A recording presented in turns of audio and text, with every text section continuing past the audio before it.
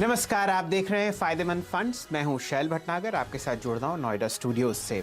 आपकी financial planning के लिए हर कदम हम उठाते हैं फायदेमंद फंड्स में, और आज हम युवाओं पर फोकस करेंगे जिन्होंने अभी कदम अपना जमाना शुरू किया है म्यूचुअल फंड्स के बाजार में। मेरे साथ है मेरी मित्र कविता थापलियाल। आप ज्वाइन कर रही हैं मुझे मुंबई स्टूडियोज से। कविता जी, स्वागत है आपका। धन्यवाद सर, आपका भी स्वागत है और तमाम दर्शकों का स्वागत है फायदेमंद फंड्स में। और जैसा कि आपने कहा शैल जी, हमने आपको पिछले हफ्ते उम्र के अलग अलग पड़ाव के लिए पोर्टफोलियोज बताए थे, और उसी कड़ी में आज हम अपने युवा निवेशक नीतीश पांडे को सुझाए गए फंड्स पर करेंगे खास फोकस। लेकिन उससे पहले आइए एक बार फिर से आपको मिलवा देते हैं नीतीश पांडे से।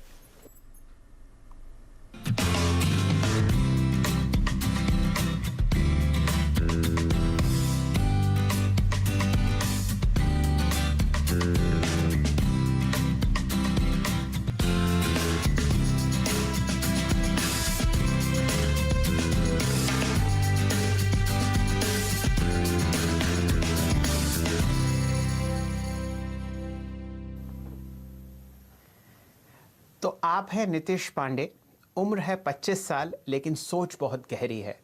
आप इसी उम्र से एसआईपी कर रहे हैं सन 2018 से, और आपको 2 साल हो गए हैं म्यूचुअल फंड इंडस्ट्री में, और आपका लक्ष्य है लगभग 5 करोड़ रुपए का एक अच्छा पोर्टफोलियो जमा करने का कुछ ही साल में। अभी फिलहाल आप लगभग 10,000 रुपये इन्वेस्ट कर रहे हैं। कुछ आपका एग्जिस्टिंग पोर्टफोलियो था जो हमारे मित्र श्री ओमकेश्वर सिंह साहब ने बिल्कुल फेरबदल किया है। ओमकेश्वर सिंह साहब rankmf.com म्यूचुअल फंड वेबसाइट के सीईओ हैं, और लगभग 2 दशक से बहुत शानदार तरीके से राय दे रहे हैं अपने म्यूचुअल फंड पोर्टफोलियोज पर।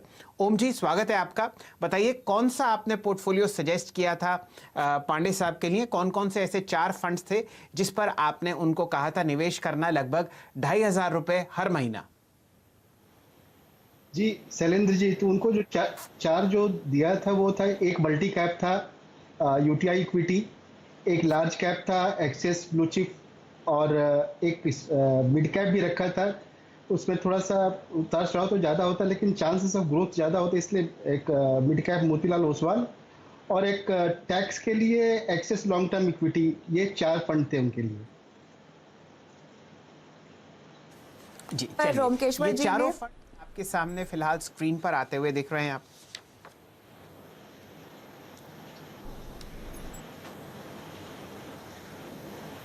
जी, ये चारों फंड्स आपके सामने स्क्रीन पर आते हुए दिख रहे हैं। UTI equity fund, axis blue chip fund, Motilal Oswal mid cap 30 और axis long term equity fund. ये हमारे ओमकेश्वर सिंह साहब ने सजेस्ट किया था नीतीश पांडे साहब को। लेकिन आपके लिए आज एक बहुत सरप्राइज पैकेज है। हमारे साथ यूटीआई इक्विटी फंड के जो फंड मैनेजर हैं श्री अजय त्यागी साहब, वो हमारे साथ जुड़ रहे हैं। त्यागी साहब, स्वागत है आपका फायदेमंद फंड्स में। बताइए, किस हिसाब से आप फंड इंडस्ट्री को देख रहे हैं? फिलहाल एक आपको इंट्रोडक्शन देते हैं त्यागी साहब का। त्यागी साहब सन 2016 जनवरी से यूटीआई इक्विटी फंड के फंड मैनेजर हैं। आप एक चार्टर्ड फाइनेंशियल एनालिस्ट हैं, और आपने दिल्ली यूनिवर्सिटी से शानदार मास्टर्स इन फाइनेंस किया है। ऐसा नहीं है कि यूटीआई के साथ आप सन 2016 से ही जुड़े हैं, पिछले 2 दशक से आप यूटीआई में काम कर रहे हैं, सन 2000 से। त्यागी साहब, स्वागत है आपका फायदेमंद फंड्स में। बहुत बहुत नमस्कार। चलिए, इस चर्चा को आगे बढ़ाते हैं। हमारे 2 पोर्टफोलियोज में ओमकेश्वर सिंह साहब ने यूटीआई इक्विटी फंड को शामिल किया है। बहुत ही बेहतरीन फंड है। पिछले 28 साल से ये फंड बहुत ज़बरदस्त काम कर रहा है। डेटा आपके सामने आता ही रहेगा। 9,000 करोड़ रुपए इसके एसेट्स अंडर मैनेजमेंट हैं, और यहाँ पर आप अगर स्टॉक्स देखें तो वो लगभग 58 स्टॉक्स हैं। त्यागी साहब, आपसे पहला प्रश्न। बहुत उतार चढ़ाव हमने बाजार में आते हुए देखा है।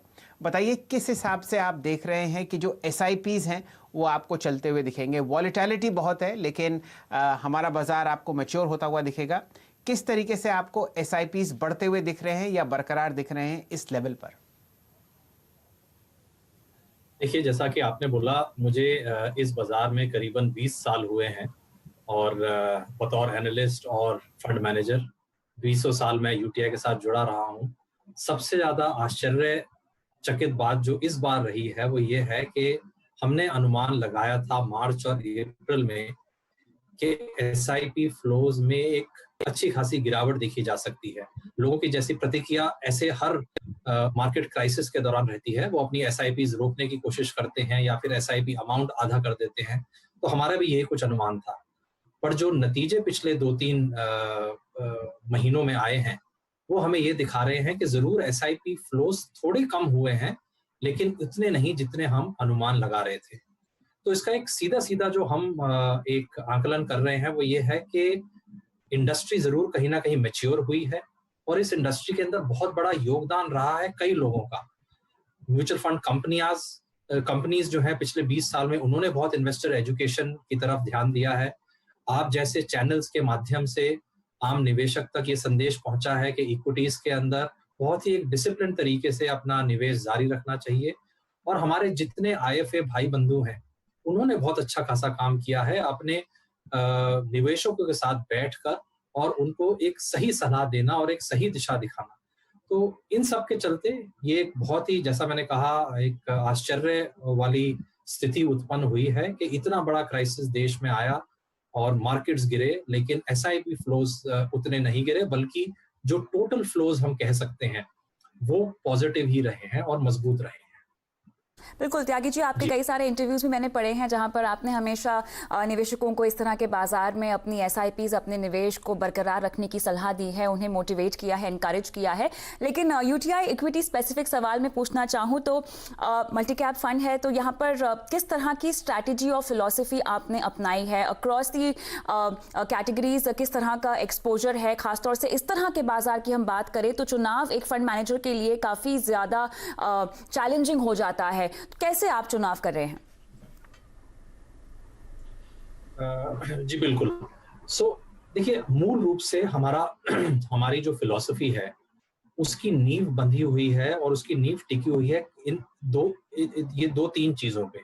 सबसे पहली चीज, सबसे जरूरी वो है, हम अपने किसी भी व्यवसाय का जब चुनाव करते हैं अपने फंड में उसको लाने के लिए, तो हमारे लिए ये रिसर्च करना बहुत जरूरी होता है कि क्या ये व्यवसाय आने वाले कई वर्षों तक, बल्कि कई दशकों तक मजबूत बना रहेगा या नहीं। और जो मजबूती की परिभाषा हम लेके आते हैं वो है उसके रिटर्न ऑन कैपिटल या रिटर्न ऑन इक्विटी। बैंकिंग क्षेत्र की बात करें तो हम उसको नापते हैं रिटर्न ऑन एसेट्स की तरह। तो ये 2-3 बहुत मूल प्रश्न हमारे सामने हमेशा रहते हैं जब भी हम व्यवसायों का चुनाव करते हैं। हमारे लिए ये जरूरी नहीं है कि एक पर्टिकुलर स्टॉक अगले 3 महीने, 6 महीने, साल, 2 साल कैसा बिहेव करेगी। हमारे लिए कहीं ज्यादा जरूरी है कि ये जो बिजनेस, ये जो व्यवसाय है, वो अगले 3 से 5 साल के अंदर किस तरह से करेगा, मजबूत रहेगा, नहीं रहेगा, क्या उसकी सेल्स ग्रोथ बरकरार रहेगी, नहीं रहेगी, क्या उस बिजनेस के अंदर प्राइसिंग पावर है जिसकी वजह से वो जब उसके खुद की कॉस्ट इंक्रीज होगी वो उसी तरह से अपने कस्टमर्स के लिए प्राइस भी इंक्रीज कर पाएगा और उसी के चलते एक मजबूत प्रॉफिट और मजबूत कैश फ्लो दिखा पाएगा। तो ये सबसे बड़ा मूल प्रश्न हमारे सामने रहता है जो कि हमें प्रिपेयर करता है जो सिचुएशन हम आज की तारीख में अपने सामने देख रहे हैं, जबकि चारों तरफ पे मायूसी छाई हुई है, बिजनेसेस के ग्रोथ कम हो गई है, बहुत सारे बिजनेसेस के अंदर एक अच्छी खासी कमजोरी आ गई है, जिस कमजोरी के चलते हो सकता है वो बिजनेस आगे जाके चल भी ना पाए। तो सबसे पहली चीज क्वालिटी, और जो दूसरी जो नींव की बात कर रहा था त्यागी साहब, वो थी मैं इसको खत्म कर लूं एक बार। जो दूसरी नींव की मैं बात कर रहा था वो है लॉन्ग टर्म ग्रोथ। ये दो मजबूत, अगर हमारी ये नींव मजबूत रही तो हमें लगता है आने वाले कई सालों तक हमारे बिजनेसेस अच्छा परफॉर्म कर पाएंगे, और अगर वो अच्छा परफॉर्म करे तो वही रिटर्न हमारे इन्वेस्टर्स को देखने को मिलेगी। जी सॉरी, आप बोलिए, आप कुछ प्रश्न पूछ रहे थे। जी हाँ त्यागी साहब, मैं ज़रा ये जानना चाह रहा था, फिलहाल जो आप बाज़ार में वॉलेटिलिटी देख रहे हैं, कुछ ऐसे सेक्टर्स हैं जहां पर आप अंडरवेट हैं और कुछ ऐसे हैं जहां पर आपने ज़्यादा निवेश कर रखा है अपने इंडेक्स के मुकाबले। एक ऐसा सेक्टर है जो कि पब्लिक सेक्टर कंपनीज से ताल्लुक़ रखता है, जहां पर हम बहुत ज़बरदस्त वॉलेटिलिटी और प्राइस एक्शन आते हुए देख रहे हैं। ये बीटन डाउन सेक्टर है, लेकिन यहाँ पर इस हफ्ते आपने बहुत शानदार तेज़ी देखी। आने वाले समय के लिए, अगले 1 महीना या और लंबी अवधि के लिए, क्या आप देखते हैं पब्लिक सेक्टर यूनिट्स में आपको यहां से और अच्छी रैली आती हुई दिखेगी स्टॉक मार्केट्स में? जी। देखिए, मैं अपना उत्तर दो भागों में दूंगा। सबसे पहला कि बाजार में अगले 1 महीने क्या होने वाला है या 2 महीने क्या होने वाला है, उसका आकलन हम कभी नहीं लगाते। सबसे पहली चीज, हमें नहीं लगता कि कोई भी आदमी किसी भी एक प्रोसेस को फॉलो करते हुए और प्रोसेस के तहत बोल सकता है कि बाजार की क्या दिशा रहेगी। मार्च में अगर किसी ने बोला होता कि बाजार नीचे गिरने के बाद 30%, 40% 2 महीने में ऊपर जाएगा, तो आप मान सकते हैं कि उसकी बात किसी ने ना सुनी होती और ना ही मुझे लगता है कोई ऐसा कहने वाला था। तो दिशा क्या रहेगी बाजार की और कुछ क्षेत्रों की और कुछ कंपनियों की, उसके बारे में तो हम ना कभी सोचते और ना कभी अपना समय उस दिशा में व्यतीत करते।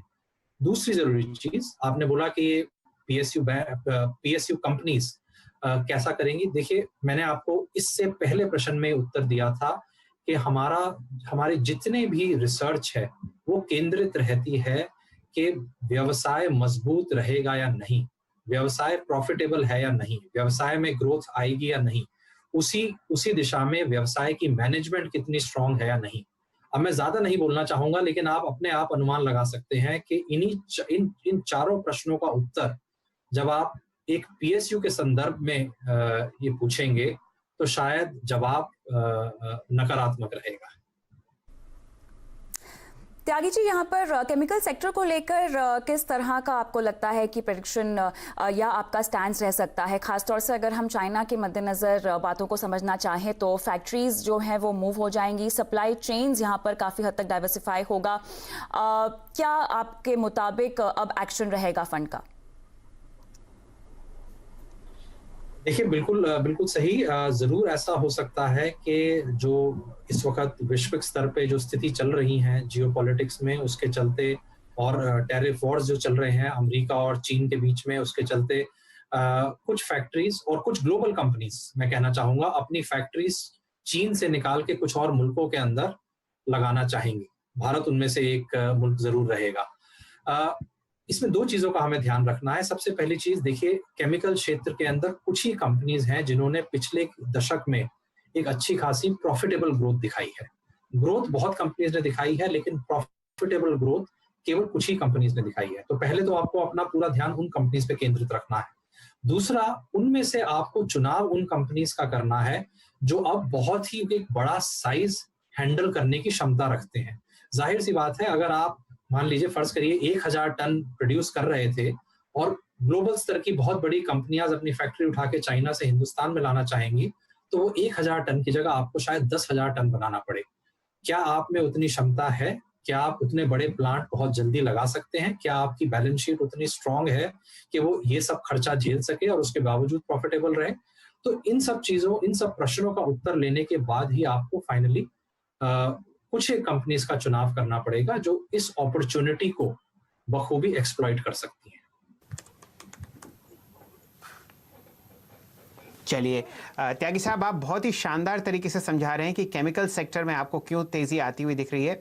मैं एक प्रश्न आपसे पूछना चाह रहा था कि आगे आने वाले साल, 1.5 साल में या और लंबी अवधि के लिए कौन से 3 ऐसे सेक्टर्स हैं जहां पर आप निवेश करने की उम्मीद करते हैं, उन लेवल्स पर जहां पर आपका अभी थोड़ा कैश पोर्टफोलियो में है? जरूर। सबसे अच्छी बात यह है कि आपने हमें 3 साल का समय दिया और 3 साल का दायरा को लेते हुए आपने प्रश्न पूछा। बैंकिंग एंड फाइनेंशियल सर्विसेज क्षेत्र जरूर हमारे फंड के अंदर एक बहुत ही कोर होल्डिंग के रूप में रहेगा। जैसे जैसे कंजम्पशन ग्रोथ इस देश में बढ़ेगी, भले ही वो गाड़ियों की सेल रहे या एलईडी टीवीज की या मोबाइल फोन्स की या वाइट गुड्स की सेल रहे, मुझे लगता है कहीं ना कहीं कंज्यूमर फाइनेंस एक बहुत इम्पोर्टेंट एक कदम रहेगा कंज्यूमर्स के लिए इन सब चीजों को खरीदने का। तो फाइनेंशियल सर्विसेज की बैंक्स या फिर non banking financial services companies जो कि रिटेल क्रेडिट के ऊपर फोकस्ड हैं, मुझे लगता है आने वाले समय में उनके अंदर अच्छा खासा बिजनेस अपॉर्चुनिटीज मिलेंगी।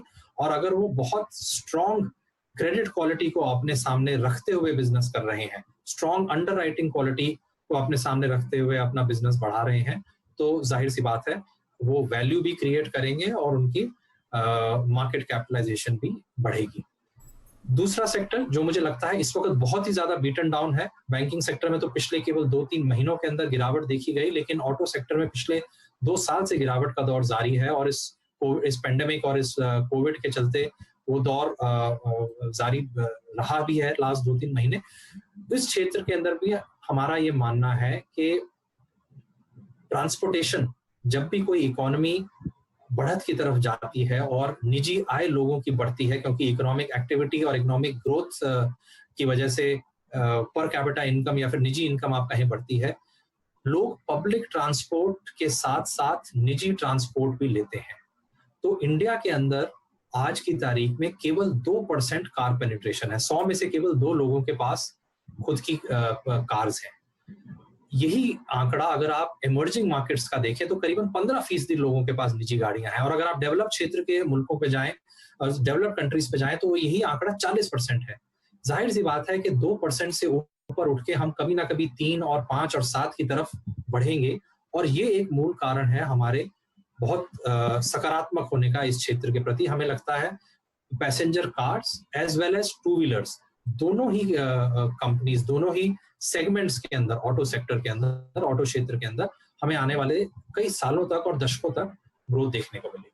बिल्कुल त्यागी जी, बहुत बखूबी आपने पूरी यहाँ पे चर्चा की है। मेरे ख्याल से वो जो तमाम दर्शक जो फंड मैनेजर के काम को नहीं समझते हैं, उन पे भरोसा नहीं करते हैं, इस पूरे डिस्कशन को सुनकर उनको बिल्कुल यहाँ वजह मिलती है कि फंड मैनेजर पर भरोसा करें, अपने पैसे को उनके हाथ में दे और वो निवेश करें। लेकिन ओमकेश्वर जी, यूटीआई इक्विटी फंड आपकी पहली पसंद रहा है। लगभग न सिर्फ हमारे एक पोर्टफोलियो में, हमने अक्रॉस एज ग्रुप जो पोर्टफोलियो बनाए हैं शो के लिए खासतौर से, उनमें भी आपने इसको बार बार दोहराया है। त्यागी जी की बात सुनकर और जिस तरह से इन्होंने फंड की आने वाली रणनीति और शेयरों के चयन को समझाया, क्या लगता है आपको आगे चल के भी इसकी ये रफ्तार बनी रहेगी? जी कविता जी, सिंपल है। हम जब देखते हैं कि अभी आज निवेश से कहाँ पे निवेश करें, तो देखते हैं कि जो क्वालिटी ऑफ पोर्टफोलियो वो कैसा है और वो किस भाव पे अवेलेबल है। तो अगर जब तक quality of portfolio UTI equity में रहेगा, हमारे लिए हमेशा पसंदीदा रहेगा और वो कंटिन्यू करते रहेंगे। So completely on quality of portfolio, pass performance से कम्प्लीटली हम लोग इग्नोर करते हैं।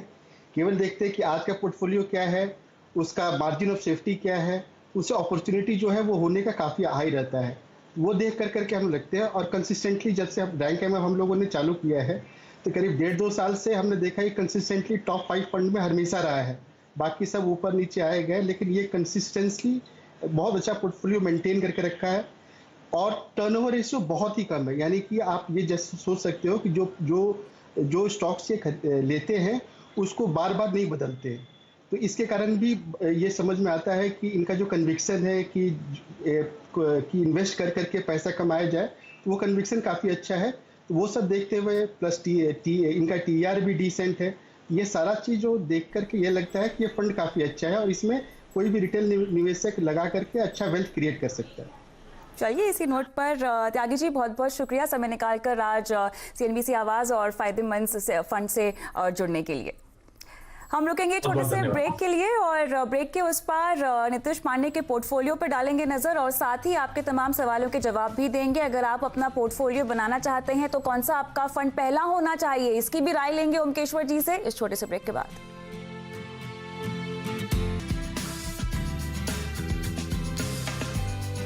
नमस्कार, फायदेमंद फंड्स में आपका स्वागत है। मैं हूं शैल भटनागर। हमारे साथ ओमकेश्वर सिंह साहब जुड़े हुए हैं जो शानदार राय देते हैं फंड पोर्टफोलियोज पर, और मुंबई से हमारे साथ जुड़ी हैं कविता थपलियाल जी।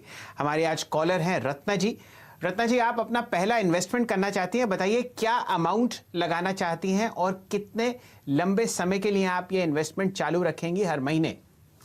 सर अभी तो मेरी गुड इवनिंग सर। अभी मेरी एज जैसे 26 साल है और मेरी मंथली सैलरी 25,000 है। तो आप मुझे एक आइडिया दीजिए कि अभी कितने का इन्वेस्टमेंट सही रहेगा और किसमें अगर मैं लगाऊं तो ज़्यादा अच्छा रहेगा। जैसे अभी वैसे तो कोरोना वायरस का टाइम है, तो मतलब अभी लगाना सही रहेगा या कैसा रहेगा? तो सबसे सही दिन SIP स्टार्ट करने का रत्ना जी आज है।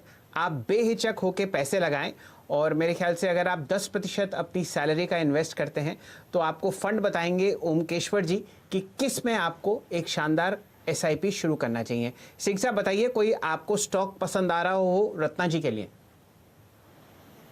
जी, तो रत्ना जी ने कोविड का भी नाम लिया, तो पहली बार वो इन्वेस्ट करना चालू कर रही हैं, तो उनके लिए एक ऐसे फंड का चयन किया है जो कि वॉलेटिलिटी में बेटर रहता है। उसका मेन फंक्शन रहता है कि वो लॉस ना करे, मतलब कि पोजीशन ऐसा होता है कि लॉस ना करे, उसके बाद फिर वो प्रॉफिट पर ध्यान देता है।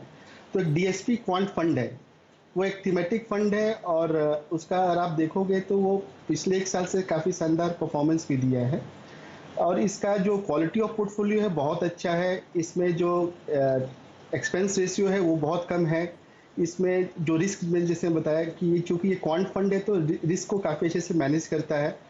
और इसलिए इसकी जो टॉप होल्डिंग्स हैं उसमें भी आप देखोगे टॉप 10 होल्डिंग करीब 43% जो है, उसमें से 3 HDFC ग्रुप के ही हैं, जैसे HDFC bank, HDFC life, Bajaj finance, Bajaj Finserv. तो ट्विंस सारे जितने भी अच्छे quality, Asian paints, Tata consultancy, तो इसका जो क्वालिटी ऑफ पोर्टफोलियो है बहुत अच्छा है। और इसका जो तरीका है, जो इन्वेस्ट करने का तरीका है, वो भी काफ़ी सटीक है इस वॉलेटाइल मार्केट में। और इनसे ये उम्मीद रहेगा कि कम से कम 7 साल तक इस इन्वेस्टमेंट को रखें तो वो काफ़ी अच्छा इस पर रिटर्न क्रिएट कर सकती है। ऑलराइट, चलिए आगे बढ़ते हैं। और अगला सवाल ईमेल के जरिए हमारे दर्शक ने हमें भेजा है, राघवेंद्र जी, और इनकी उम्र 38 साल की है। इनकी मासिक आय की बात करें तो ओमकेश्वर जी 32,000 रुपये ये कमाते हैं, जिसमें से 20,000 रुपये का इनका हर महीने का खर्चा भी है। और इन्हें अपने बच्चे की पढ़ाई के लिए 10 साल में लगभग 12 लाख रुपए जुटाने हैं। और फिलहाल कह रहे हैं कि 22 साल में बच्चे की शादी भी करनी है, उसके लिए 25 लाख रुपए भी चाहिए। और इनके पास निवेश के लिहाज से अगर देखा जाए तो पोस्ट ऑफिस RD है, 3,000 रुपए हर महीना ये डाल रहे हैं। इमरजेंसी के लिए ultra short term debt fund में ये निवेश करना चाहते हैं। तो मेरे ख्याल से फोन लाइन पर हमारे पास नहीं है ये, क्योंकि तो बहुत सारी डिटेल्स की कमी है। लेकिन ओमकेश्वर जी, फिलहाल अगर ये 20,000 रुपए का इनका मंथली एक्सपेंस है, जिसमें से ये लगभग 12,000 रुपए अगर निवेश करना भी चाहते हैं तो कहाँ करें? जी, तो शुरुआत करते हैं कि जो अपना होता है, पहले आप इमरजेंसी फंड में आप कहाँ डाल सकते हो। तो इमरजेंसी फंड के लिए आदित्य बिरला सन लाइफ सेविंग्स फंड है, वहाँ पर आप डाल सकते हो। और स्लोली उससे क्या होगा कि करीब 4,000 के SIP आप चालू करो, तो उससे आपका करीब 6 महीने से साल भर का एक कॉर्पस क्रिएट हो जाएगा करीब 2 साल के अंदर। उसके बाद चाइल्ड एजुकेशन के लिए इनको 12 लाख रुपए चाहिए, जो कि 10 साल में चाहिए। तो टोटल जो इनका सेविंग था कविता जी वो 12,000। तो पहला 4,000 चला गया इमरजेंसी फंड के लिए, दूसरा 4,000 रुपये वो चला जाएगा चिल्ड्रन एजुकेशन के लिए। तो उसके लिए वो पराग पार एक लॉन्ग टर्म इक्विटी और UTI इक्विटी में लगा सकते हैं। UTI इक्विटी में ये दोनों मल्टी कैप में लगा सकते हैं, और उससे 2 फायदा होगा। और इसी को वो और भी आगे कंटिन्यू रख सकते हैं, इसमें 4 के बजाय 8,000 लगा सकते हैं। तो 12 साल के बाद इनको जो कॉर्पस चाहिए वो करीब इनको चाहिए 12, तो वो करीब 18-19 लाख उनके पास वो पैसा क्रिएट हो जाएगा। और उसको और 10 साल वो आगे लेकर के जाएंगे तो वो ये करीब 1 करोड़ रुपए उनका हो जाएगा, जो कि उनको जो रिक्वायरमेंट है उससे काफ़ी ज़्यादा है। ऑलराइट, चलिए, तो अगर आप हमें सुन सकते हैं तो ये तमाम चीज़ें आपको अपने पोर्टफोलियो में लागू करनी है, जहां पर APSL सेविंग्स फंड में आपको 4,000 की SIP सुझाई जा रही है। और पराग पार एक long term equity, regular plan और UTI इक्विटी फंड आपको अपने बच्चे की पढ़ाई और बेहतर भविष्य का जो आपका लक्ष्य है उसको पूरा करने के लिए आपको रेकमेंड किया जा रहा है। इसी के साथ ओमकेश्वर जी, बहुत बहुत शुक्रिया समय निकालकर आज शो पर हमारे साथ जुड़ने के लिए और तमाम सवालों के जवाब देने के लिए। चलिए, इसी के साथ फायदेमंद फंड्स में हमें भी दीजिए इजाजत, लेकिन अगले हफ्ते हम फिर हाजिर होंगे, जहां पर न सिर्फ आपके सवालों के जवाब देंगे, आपको मिलवाएंगे एक नए फंड मैनेजर से, और आपके निवेश पोर्टफोलियो से जुड़ी हर बारीकी पर हम करेंगे चर्चा। नमस्कार, धन्यवाद।